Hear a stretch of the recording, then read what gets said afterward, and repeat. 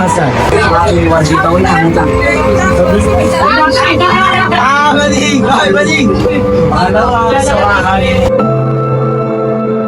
Sa mga paaralan, sa trabaho, at kahit sa sariling tahanan, ang LGBTQ plus community ay patuloy na nakakaranas ng di makatarungang pagtrata sa ating lipunan.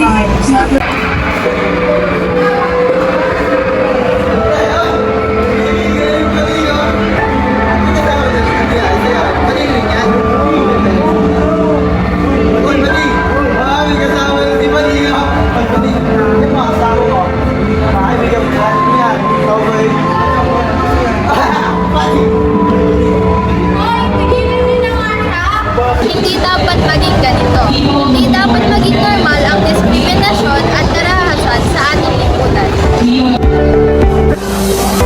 Narito tayo upang magbago. Narito tayo upang itaguyod ang pagkapantay-pantay at paggalang sa lahat ng uri ng pagkatao.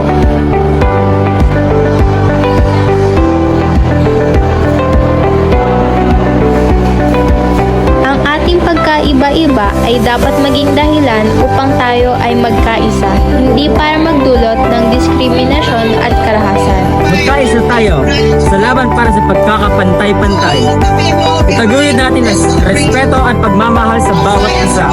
Sa pagkakaisa, magkakaroon tayo ng mas maunlad at makatarungan na lipunan para sa lahat. Sa pagtanggap at pagmamahal, mabubuo ang isang makatarungang mundo para sa lahat. Tayo ay magkakapantay-pantay, tayo ay magkakaisa. Isang mundong walang diskriminasyon at karahasan, panahon na para magbago.